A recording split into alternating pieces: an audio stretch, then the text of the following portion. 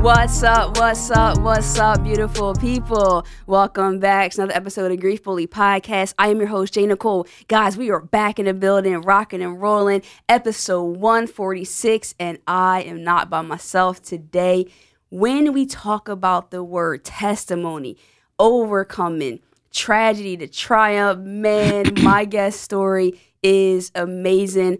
I'm elated to have her in here. I've known her since I was a teenager.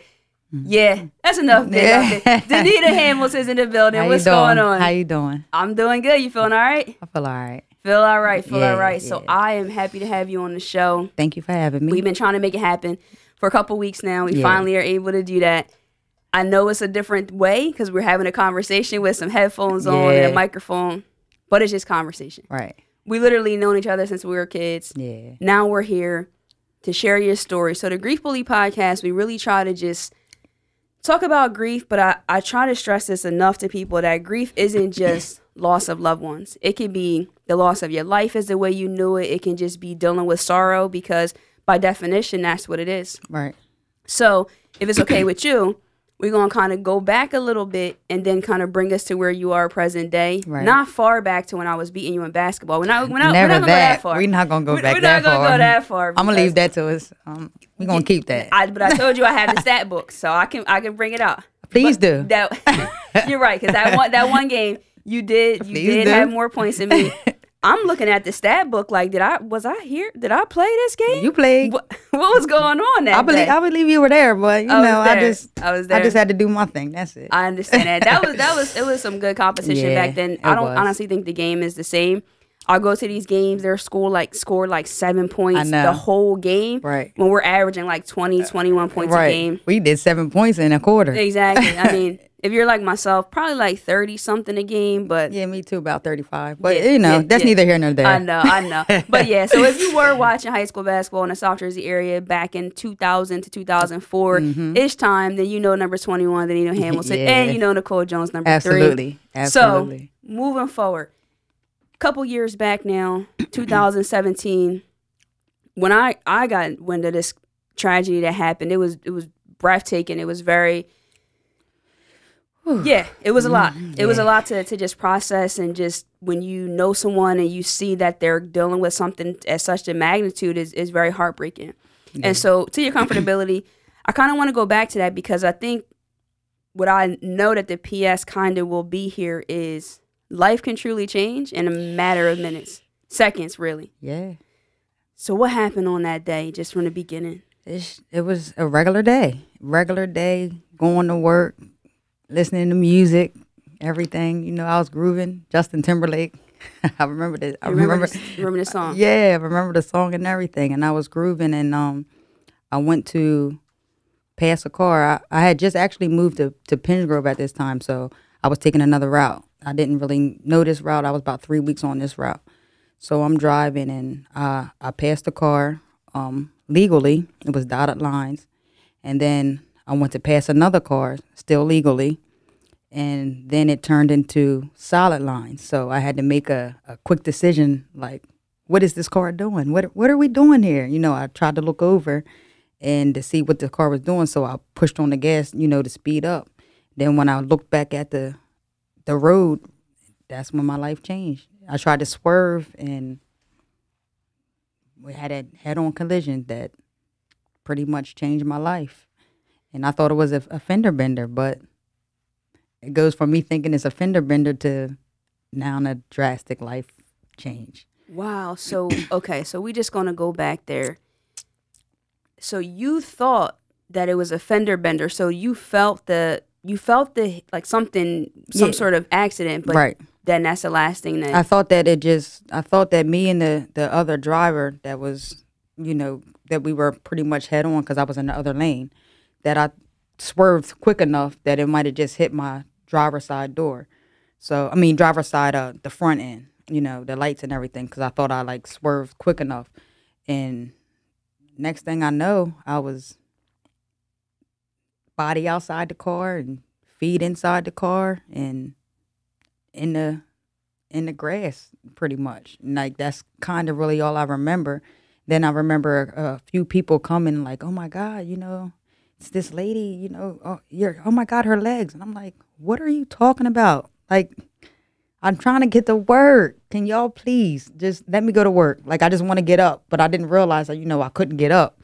But I just want to get up. I just want to go to work. I'm going to be late. Like, please, just let me go. And they were like, we need to call the ambulance. And I've had an accident before, actually. So I'm thinking, all right, they're going to call the ambulance and they're gonna know I'm okay, and then I'm just gonna drive to work. But I'm like, my dad has to help me fix my car. Like, this is a lot of different things, going through my head, but still not knowing that my legs were damaged the way they were, So the ambulance came, and they were talking about, they was like, your legs are pretty damaged and everything. Like, we're gonna flip you over so we can put you on the what's that, the gurney or whatever it is. They were like, we're going to put you on that, and, we're going to helicopter you to the hospital. And it's like, wait, what helicopter? That automatically makes me think, like, this is bad. Like, I'm about to die. Like, that's what I'm thinking in my head. Like, so they put me in there, and I'm asking them, like, guys, am I about to die? I'm like, am I going to die? They're like, no, you're not going to die. And I'm like, please. I'm like, I have a twin sister. She can't live without me. Like, you cannot let me die. I was like, do whatever you have to do. They was like, your legs are damaged. They're really damaged, but you're not going to die. And I was hearing them saying how bad my legs were damaged, but I never thought that it was to the point that they were damaged. I'm still thinking, like, I'm always thinking, like, it's okay. Like, I'm always going to be okay. Like, all right, me and the person hit. And I'm like, okay. I woke up. I'm like, okay, I still got my body. Like, oh, it's okay. Like, you don't think that deep when you, I guess, not die. I like you're still alive. So you're trying to keep pushing. You never know how bad, your situation is. And that's pretty much how it went. Yeah, that's a lot. You said so many statements there that definitely just took me, because again, guys, I do want to say that we haven't had a conversation about this accident, the incident, the tragedy, or the triumph, really, about it, because I wanted to have this authentic conversation here. So please forgive me if some of the things that you say are a little bit like, whoa, because just hearing you think about asking someone, am I going to die? Still being, again, this is just how a lot of people are. I still need to get to work, but you're like in a bad situation and you're still thinking that. And then like your twin needs you, and for them to not let you die in that situation. So there's a lot of things that in the matter of seconds, all are rushing through your mind in that situation. And I think important part too, though, is when we get further in the story is where you were working and where you were actually trying to get to. Right. So you were, to my understanding, CO at the time, right? I was a CO. I was a CO at Southwoods. I just passed the academy in 2017 in February. So then I started working in the jail after I passed the academy. And then that October, I end up getting a car back in like 2015. I got my nice little new car, and then I'm like, my life is just going pretty okay. But, at that time I had different jobs. Like, I'm just trying to make it. So when I got to this academy job, and then, that felt like it was like a relief. Like, I finally got stable. Like, this is it. I got benefits. I got a good career. I got, nice money. Like, this is going to be it. And, I can go from there. So after I passed that, I got to end up getting a house in Pinch Grove. And then October, I got in an accident. So it was like it felt like everything was going good after I got past the academy and working in the jail and, looking at my checks like, wow, looking at those checks like, this check is look good. At the So it was like really good. I'm like, all right, like I'm on my way, just starting my life, like, my career, and like, okay, this was just the first step. I never really per se wanted to be a correctional officer, but I figured that was just my foot in the door to progress and get to something else, so, and that's what I wanted to do, like progress and, be something else. But something like maybe in law enforcement, or I was going to do like law enforcement, like, be outside the prison, maybe like parole or something like that. But I just wanted to like put my foot in the door, because I always feel like I always like talking to people or helping somebody, like, like even if people are in these situations, like being on parole, like, just want to pick somebody up, because, I know how it could be. Yeah, no, I definitely understand that. And you shared a lot with us there. So we have the accident happens. You get helicoptered to the hospital. And then did you, at any point between getting in the helicopter, did you like, not say like black out, but did you become unconscious where you didn't know anything else until a point where maybe you woke up and was like, what the hell happened? Yeah. After I asked them to keep me alive, because I don't want, my sister, that was the blackout. Like when they told me like I wasn't going to die, it just felt like everything just closed in and it was like a blackout. And then I woke up and it was like, I thought it was Saturday, but they said like I woke up on a Friday. And the first person that I remember when I actually woke up, I looked over to my left and it was my twin sister. She was there and it was just like, and I said something funny to her and she started laughing and it was just like, it just felt good like to look over and see her there, being that at that time, me and her had a little like confrontation, something very minor, sister sibling thing, Sure. But then, to look over and see her there, it's just like, what's up? Like, what's up, sis? Like, I'm all right? She's like, you all right, need it. I'm like, yeah, It was one of those like moments. No, that's beautiful because again, it's interesting that the last thing you remember saying was about your sister, and then when you woke up, she was the first person there. So that's the first person that you saw. I'm gonna say there, but first person that you saw. I think that's a beautiful thing. When you woke up and you saw your sister, and did everything start coming back to you, or did you like? How do you?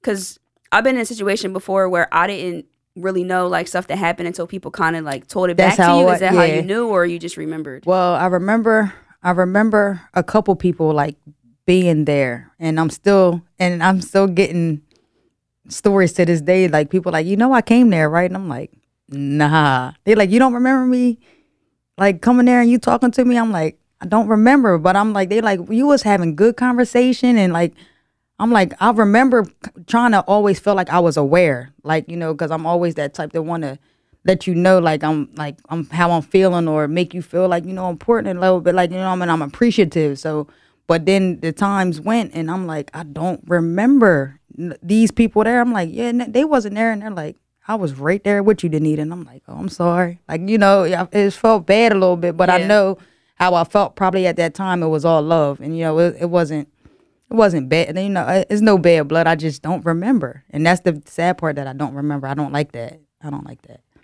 Yeah. I mean, to an extent, I guess it could be.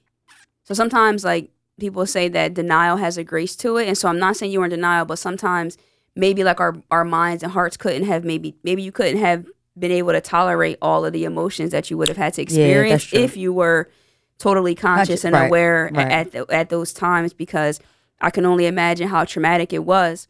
And so you're there, you're working through it. I know there was a lot of rehab, a lot of different surgeries and different obstacles you had to go through in order to go through this point. Was there any point on terms of trying to get back as far as just your health concern where you wanted to like give up, or like what kept you going?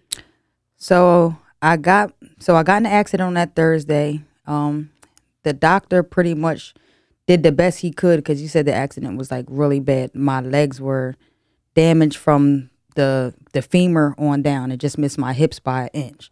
So everything was broken from my femur to my knees to my tibia, fibula, like everything was both legs. Wow. Everything. My femur popped out on my right leg. I had no femur. Just everything was damaged. So they just tried to put everything back together. He tried to put everything back together the best he could, because he was trying to avoid infection. But being that the bone popped out, he knew it was that possible infection. So that happened on that Thursday. Then that Monday, he was like, we're going to tackle this. So he went on that Monday, did everything that he could do. Then I had therapy on that Tuesday. Then I went back in surgery on that Wednesday, because he didn't like something that he did. Then I went back in surgery again on that Friday, and then that's when I caught the infection, and then that's when I was in the hospital for 2 months. But those 2 months, like I heard that I had an infection, but I didn't know it was MRSA. Like I didn't know how bad it was. It was just like I got an infection. I'm like, I'll be okay. I'm like, I'll be okay. It's I didn't. They just said it's infection. They never said MRSA. If they probably would have told me it was MRSA, my brain would have went somewhere else. Right. My faith would have went somewhere else. Like, I'm better when I don't know, and just try to, go with things. So that infection happened, and was the setback. And then that's when I was in the hospital for 2 months, and they just did constant cleaning until he could clean the infection out. Like, he never gave up. And he seen that I was the type that, like, was not going to give up. Like, do whatever you need to do. And I told him that, like, when he was there talking to, like, my parents and everything in the room, and I couldn't really understand everything he was saying. Because I was in and out. Right. And I told him, like, I looked at him, I was like, am I going to be able to walk again? And he's like, yeah, you'll be able to walk again. I'm like, okay, do your job and I'll do mine. Like, it was just, and it sounded cocky, but it was just the confidence that I had. As long as I can make sure I can walk, then I'm going to walk. There's no doubt in my mind I'm not going to walk. That's going to happen. As long as you're going to save my legs, now watch your work, and then you can watch me work on your work. Yeah, so. I love that, man. You are something that you said there too that adds to that is you said if you would have said MRSA, your brain would have went one place and your faith would have went another place. Mm-hmm. How did you keep the faith? Like, I hear how you talking and it's powerful, but I'm just thinking if that's me or maybe somebody that's listening to it, even when we're thinking about any obstacle in our life where we're hearing this bad news, it could sound like a death sentence or the most terrible thing. And it's like, listen, if we can just get X, Y, and Z taken care of, I'm going to keep pushing. Like, that's powerful. So you got to let us know, how is your faith staying that strong? We have a real strong family. I have a real great support system. And my mother and my father and, my family were there the whole time. So it always made me feel just so strong and just so faithful. We prayed every surgery. We prayed every day. Like, I just knew that everything was going to be okay. My dad said his sister's in Georgia, she's an apostle. Like, she was praying for me, and which is my aunt. And I just feel like when she prays, things happen. Like, she prays and, like, that's it, that's all. Like, I'm like, oh, she prayed, this is gonna happen. Like, it is just the faith in that, just knowing, like, when you have all these people praying for you, like, God is listening. He's just working. You can't hover over God. You can't let him do what he's gonna do. Are you sure you're not the apostle? You talking like it. You can't hover over God. Did you hear what she said? She said it. That's it. That's all. Wow. Yeah. So. Man, I'm feeling like it's Sunday. We gotta put past the offering plate around or something for you. No, that's powerful. And I mean, honestly, I think that's one of the things that I like while we have the show is we get to hear different stories and people's faith and how it was tested. And some people, to be honest, they stray away from God when they're facing those tragedies. Yes. They don't go more towards or anything closer than that. So thank you for sharing all that. And I know it's helping somebody out there. That's facts. So we're here. We're in the recovery. MRSA, to God be the glory. That was taken care of. And then where we go from here when we're out of the hospital. So then I end up going to rehab, and I was there for about 2 weeks. I did everything I needed to do. And then I went home. So I was getting therapy, learning how to try to walk. I was in my wheelchair, but they were trying to bend my legs. At this point, my legs were just straight, like straight. So I'm getting home therapy. They're doing that, and then I go to outpatient therapy, and we're working for a year, and then boom. He comes and he sees that he doesn't like something in my leg. He doesn't like how the growth was, because what he did was take the bone out of my tibia, which on my left leg, and put it in my femur. So that's like one of the weakest bones, to try to make that one of your strongest bones in your body, because your femur is the strongest bone. So I was moving on it, I was walking on it, but the bone didn't grow like he wanted. But it was growing, but it didn't grow like he wanted. So then he had to go back in my leg, and then that's when I got that distal femur replacement, which was making the whole leg metal, just prosthetic. So I still have my legs, it's just no bone, and I'm metal from here down. Just wow, all metal. I did not know that. So from years, okay, that makes sense then. So that's a lot of surgeries too, though. Yeah, we on 32 surgeries. Wow. 32 surgeries. 32 surgeries. And a possible. Well, not a possible, but we're going to have another one soon coming up. Well, we definitely going to have our prayers with that. And that's it. That's all. So we already know that's going to be good. So you're recovering, going through all of these things. Now, there obviously was different things that happened. Not obviously, excuse me. Let me start over because you guys don't know their story. So there's more to it. We getting through the medical part. We're getting through the what happened as far as the accident goes. But life had a little bit more to throw at you. Yes, it did. So within that year, about May, I get a call from the state troopers want me to come down and do a statement. You never talked to them at any points from the accident to this day? Never talked to them. Not today, yeah, but until prior that to me getting home, I didn't talk to them. So they called me and they want me to come down and make a statement. I'm like, okay, I'll come make a statement. So I go down to the barracks, make the statement, and on spot they tell me that pretty much I'm arrested. And I had to take photos of, fingerprints, like just doing things. And I'm like, what? But then I end up getting like released. I don't really know how that part worked, but I end up like getting released because there was like no bail reform in New Jersey or something like that. So I didn't get out like on bail, but I end up getting released. And then that May comes and I was in the paper because I got indicted. And that's when like everything changed. Like that's when they were saying like, you could possibly do 5 years in prison. And I'm like, oh, no. I'm like, this was an accident. Like, there's no way I'm doing 5 years away from my family, away from the people I love. Nah, we not doing that. And then my family's like, nah, you're not going to prison, Danita. Like, that's not going to happen. That's not going to happen. And I'm like, yo, y'all sure? Like, it's making me unsure now, And I'm like, I'm like, yo, I'm telling the story. I have nothing to hide because it was nothing. There was no drugs. There was no alcohol. It was an accident on the way to work. And unfortunately, the guy passed away. And another guy was injured. But as far as I know, to this day, he's okay. But the guy that passed away, he was 77. So he passed away. But however, backstory, I didn't know 2 weeks after my accident, I did hear someone passed away, but I didn't really know, I was just like, oh, well, it's an accident. Like, I didn't mean it, it was an accident. Like, I'm sorry, but everybody was just pretty much trying to keep that away from me because I was still going through my own things. So I did hear that somebody passed away, no doubt, but like, I just never thought that it was going to go as far as it went. And then me getting indicted and everything. And then I'm in the newspaper. I was so embarrassed. Like, I turned my phone off. But people were wanting to hit me up because they did want to social support. Like, nobody came to me on no other type, stuff. They were just like, hey, Nita, you okay? Do you know you in the paper?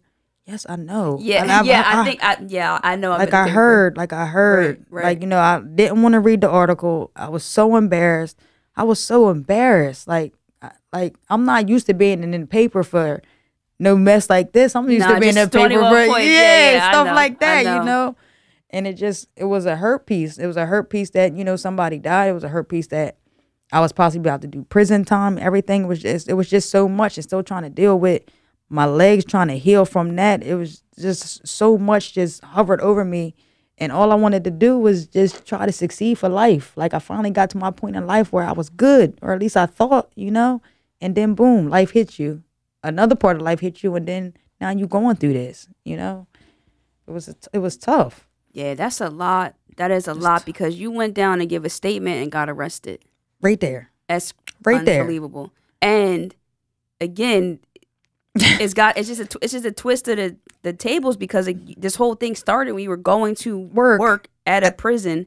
Because I was the CEO. Yeah, now you're giving a statement and being arrested. I mean, that's just it's like, obviously it was a setup. I mean, they knew they were going to arrest you. So just asking you to give a statement, like, they should have just arrested you. Right. And then you wouldn't have known that you was getting arrested instead of coming down like, yeah, I'll come down and give a statement. Right. Like, they already knew. I felt like they already knew. Like, they let me do everything, and then it was like, okay. And then, like, they read me the mini Miranda. I'm like, wait, what? I'm like, what are you doing? Like, that was so, my stomach was turning. I was like, No way. I'm like, how long I got to stay here? They was like, nah, well, you'll be able to leave. You got to get this, and that. I'm like, all right, like this is, and then, I mean, I didn't know it was going to go in the paper.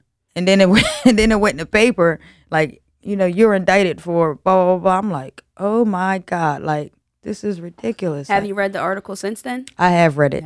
I have read it. And then the crazy thing is after that, it seemed like the articles kept getting generated like over and over. Like, so it was multiple times. Yeah. And that's even more embarrassing. And then my family was trying to keep me from not knowing that, like, I was in the paper today. Like, everybody always tries to look out for my well-being, like, because they know my heart and they know that's not like something, that's not me, you know. And that's how I feel about this family. Like, you know, that's not me. Like, I know you know me because of this situation, but if you were to know me, you would not feel that type of way about me. You know? You mean the family of the gentleman that passed away? away? Yeah, you know, and my heart goes out to them because I'm not sure how they feel right now, you know. But even at one point, I was praying for him. Like, I didn't want no resentment. Like, I didn't want none of that. Like, I'm sorry, but sorry isn't enough when you take someone's loved one's life. Like, you know, I know they like, oh,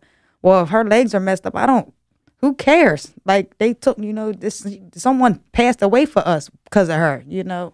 So I understand, because if it was vice versa, I would feel the same way. So so if it was vice versa, you would feel like I would be angry. You would be angry. Would you have wanted their loved one to have to go to prison though, or?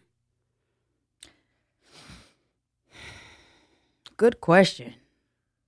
As much as they pushed,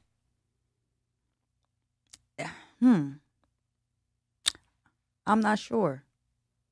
I would just have to feel how I see the situation, like me being in prison and making my statement to them in like a genuine, sincere, you know, statement, and what I was saying to them. Like, sometimes you just can't look at people. You gotta kind of read them and like feel their heart. And if you know deep in your heart it wasn't what it was, I wouldn't want that for the person that did that. Like, would I be mad? Yeah, but it's like sometimes it's like, dang, it's an accident. Then you just gotta pray, like, God, whatever this is, help me understand, you know.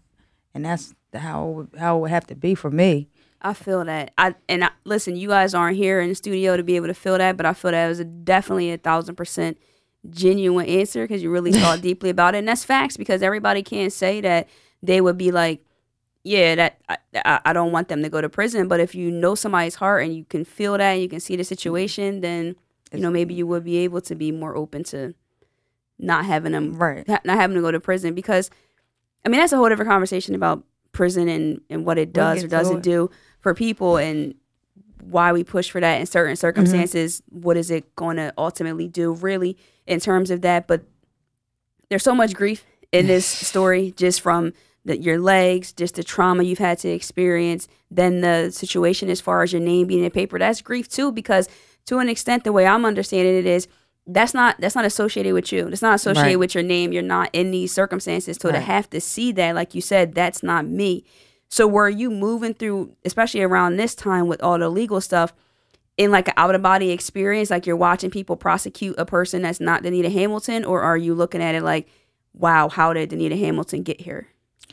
No, at this time I started really like paying attention to my case and what they were doing. And then I'm seeing that they have me wanting to serve like 5 years in prison. And then I'm seeing articles of other people with the same circumstances or worse, or drunk or drugs, and hit a kid and had 30 citations prior to that. And then she gets probation. And then the same thing happened as my case happened. A guy hit someone else and unfortunately killed his dad and killed another lady. And then he gets fines and maybe like 77 days in jail, like just nothing, you know. And then you get my situation, no drugs, no alcohol, prison. And I'm like, how did this happen? And it was crazy, because it almost makes you think, because I never wanted to think like it was a race thing, because I hate using that race card, because people throw it out quick, race. I never wanted to use that race card. But then you're seeing two people with these situations, And then you see my situation, but I'm going to prison. You get off and had thousands, you had so many incidents, and you had 30 incidents, and you get probation. We're still in South Jersey with this situation, and you get this, and then he gets that, and I go to prison. How does that work? If you're going to be whatever across the board, then be whatever across the board. How am I getting this and you're getting this? And was I angry? Yes, because I'm looking at it and then I'm like, is it race? I don't know. But I don't like to use that because I don't care about black or white or Chinese or Asian. Like, I don't care about that, you know. But then you look at it and then it's like, maybe it is, possibly. Yeah, that's true. That's true. I mean, you got to look at it in all angles when it's you, especially, and especially like, you know, it's not something that adds up if you're looking at every person's scenario and situation. It just didn't make sense. And while people who don't know, while she keeps saying this, and you can maybe correct me if I'm wrong, difference between jail and prison is 364 days or 365. So that, just because I know you, and I've seen you talk about that on social media before too. Somebody was like, wait, you went to jail? You're like, no, I went to prison. I was upstate. You said it like, because I ain't going down, like, no downplay. I went to prison. They sent me upstate. That's a major difference. Right. I'm like, geez. It's a major difference. So we get there, you find out this, you get in, you have the indictment to some, you must have been found guilty. I don't want to make an assumption. I mean, obviously you went and did time, or did you plead guilty, or what? So I don't know if you can talk about that legally. Oh yeah, it's over. Okay. Everything is done. So I got that. Then I had a lot of court dates, but they continually kept being postponed. So I didn't do any. I ended up pleading guilty in 2019. In June 28th, day after my birthday. I'll never forget. I ended up pleading guilty. So November 1st was when that we were going to find out pretty much if I had to go to prison or not. What did you plead guilty to? Violation of what's it called? So stupid. I always forget it because I hate it.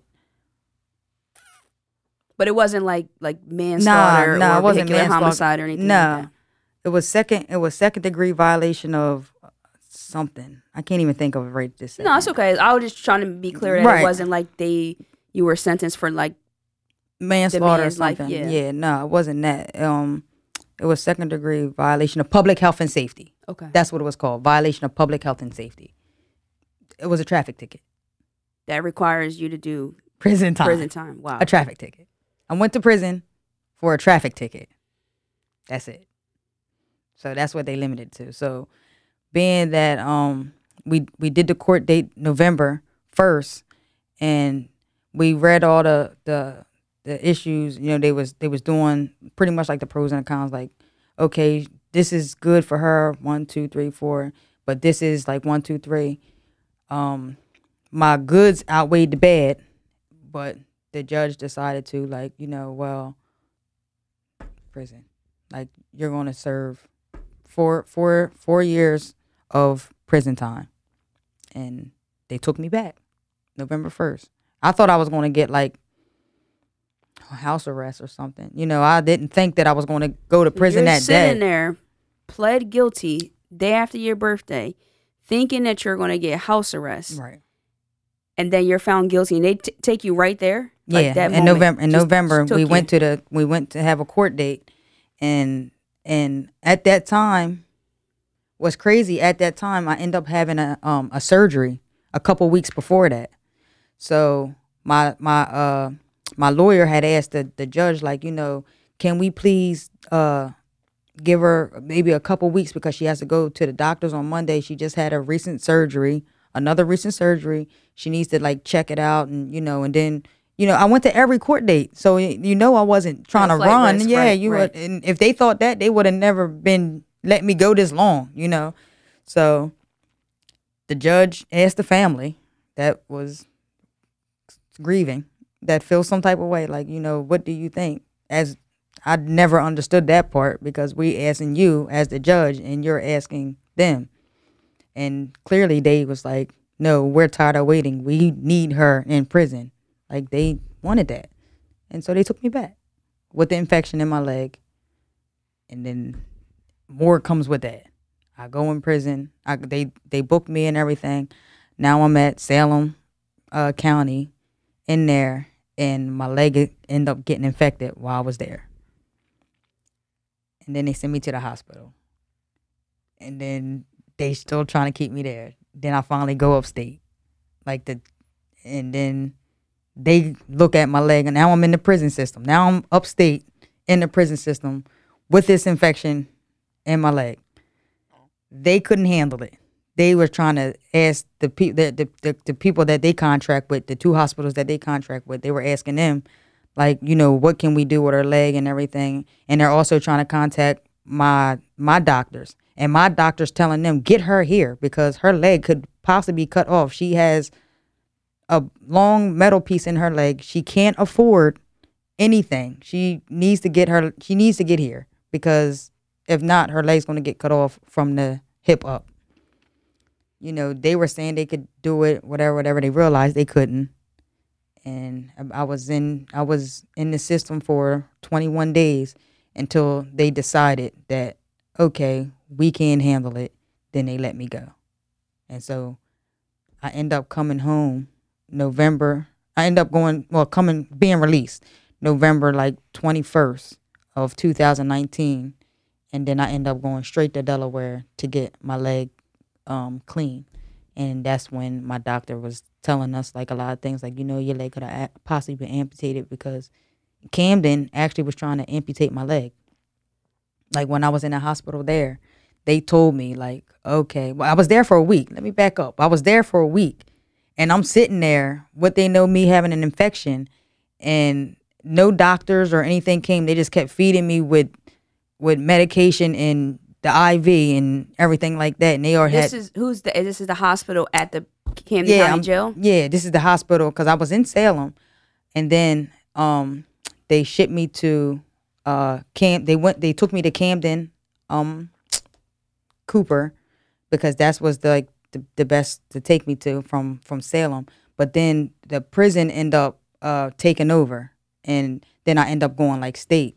So then the state came in because they felt like they could take care of me. So they took me out of Camden. And then that's when I went up North Jersey. And I got there and they realized they couldn't take care of me. And so they shipped me back to Camden because they were supposed to ship me to Delaware. I still was supposed to be in prison.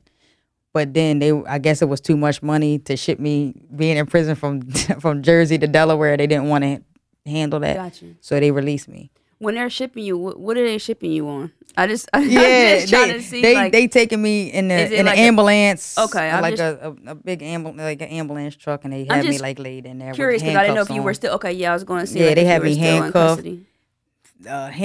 feet cuffs, as if I could move.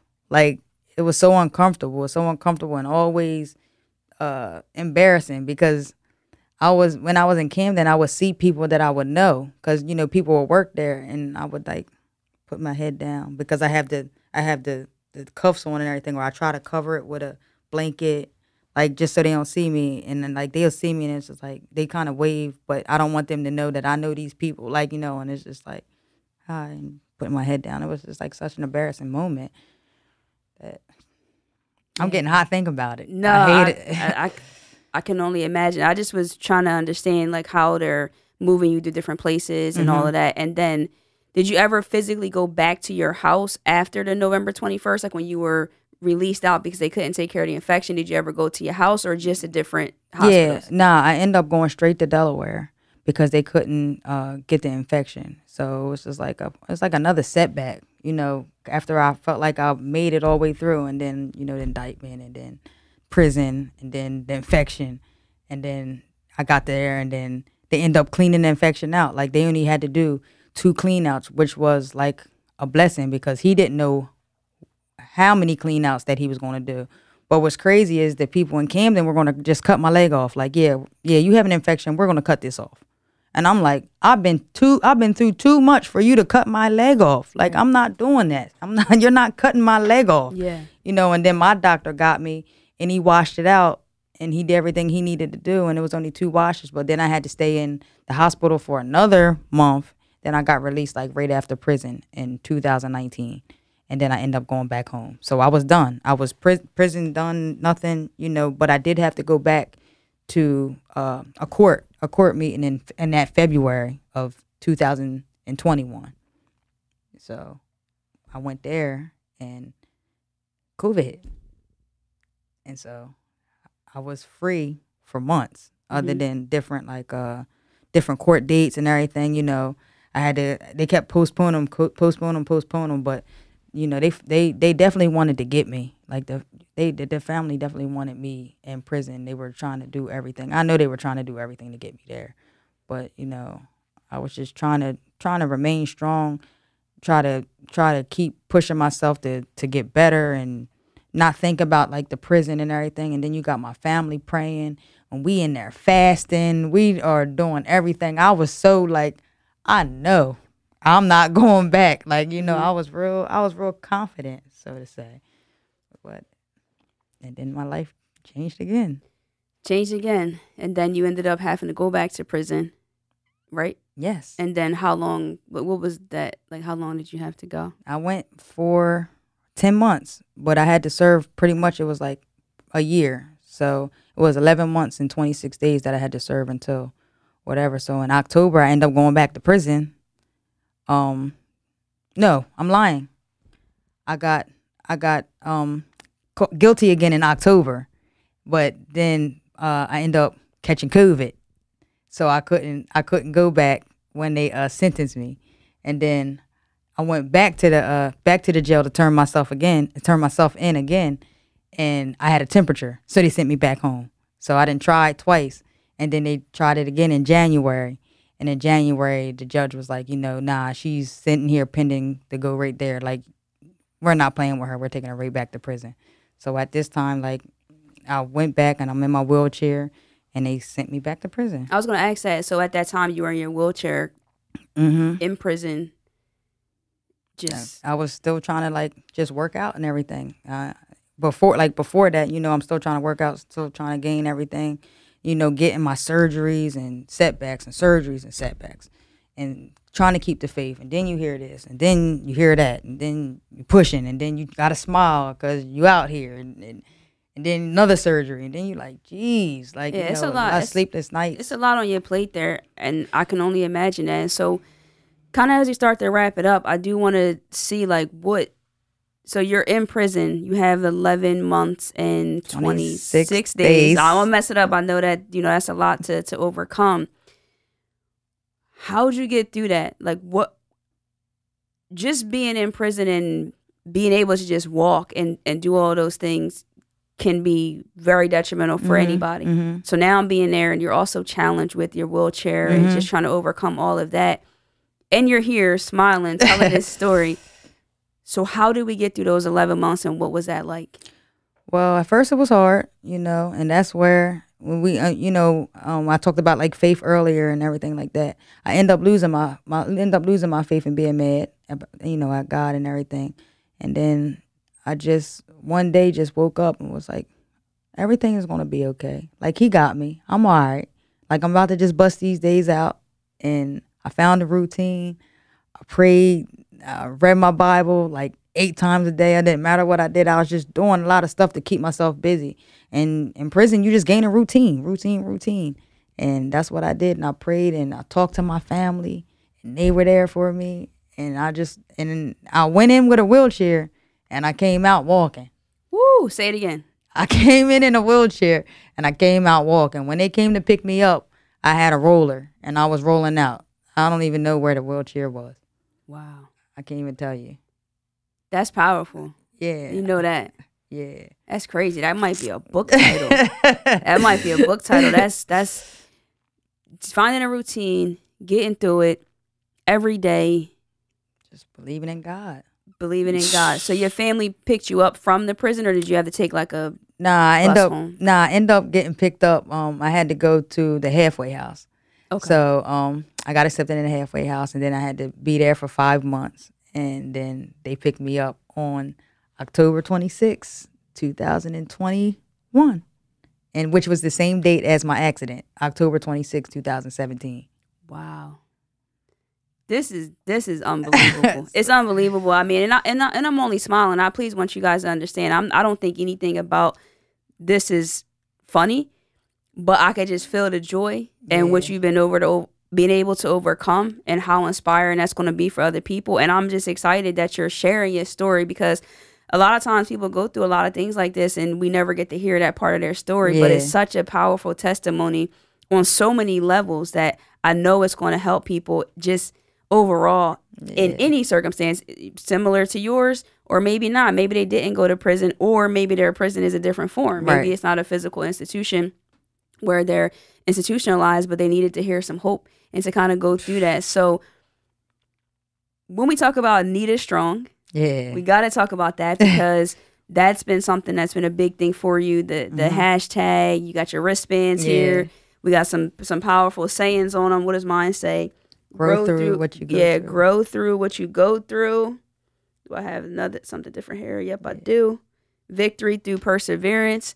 And I just want to make sure that we know definitely like how we can we purchase the wristbands? Or? Well, I have a couple wristbands left, actually, like with these colors. And I had got these made when I was in prison, because every wristband just dictates every part of my life as I was going through this whole situation. So we just started out like Team Nita Strong.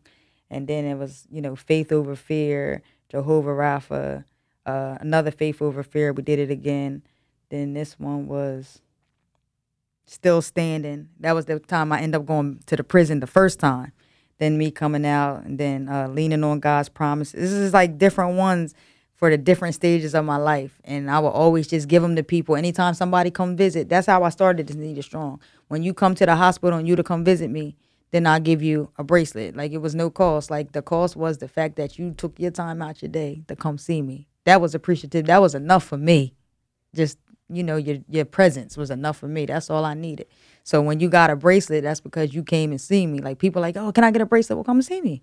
Right. You want to get a bracelet? Come and see me. Like, So, but that's how, like, Nita Strong pretty much, like, came. And my favorite one, honestly, I guess I'm a little biased, is the faith over fear, because I remember going through all those surgeries, and then I started getting nervous, and then I got that one made, and it's like faith over fear, and I'm like, faith over fear, right? Like, faith over fear, like you can't worry and pray at the same time. Like, we're gonna get through this, and I just always totally believed that, and then that's when like Nita Strong came. I'm like, yeah, like, dang, Nita is strong. Maybe I am strong. Nita strong. Nita is hella strong. Let me just say that. Hella strong. And I loved having you on the show. And I definitely want to say, too, I know even though the wristbands aren't, they've got a story. They're not necessarily for sale. But we do have the socks. Let me take them out of the bag. Yeah. Here. They came in different colors and everything, but... So we got the socks right here. So we're going to make sure we link to where you can follow Nita on social media so you can get in touch with her or get the socks. These are mine. You guys can't have them. But yeah, we're going to make sure that you definitely can get these. I'm loving it. It's definitely showing. It's symbolic to the tragedy to triumph if you look close to it and you see that. So we appreciate that. I can't let you off the hook, though. So every time I have someone come on the show, I like to ask them this one question as we wrap up here. If you had to choose a color for your grief, what would it be and why? It'll be purple, because purple shows royalty, like strength. It's just like something strong. Like, purple is just royal, and I just believe this, like, everything is all right. Like, can't explain it. It's just a strong, like, top. Like, I'm up here. Like, it's all good. You definitely up there, guys. Listen, if the energy, the wisdom, the positivity, just the transparency, if it's not contagious, then I don't know what you're doing. I feel like I can overcome anything from hearing her story. Definitely make sure you guys are following.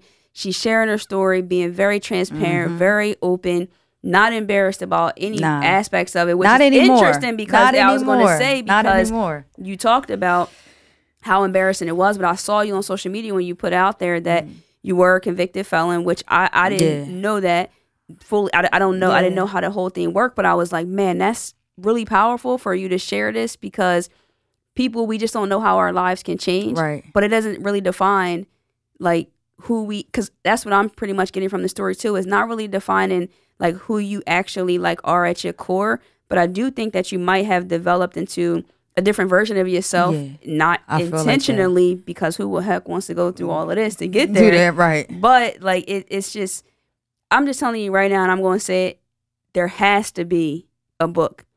Don't care if you don't care what you say. It is. It's going to have it to is. happen. It's in the making, guys. Going to just it's in the be making. like, it's in the making. Every other month. How's that book going? Yeah. How's that book It's going? in the making. I do have that in the making. And I'm also on Instagram that you can follow me. I try to show little different things and positivity. You can follow me at _NitaStrong_. And I give good quotes and, you know, different things that try to just like pick you up and make your day, you know, just a little better.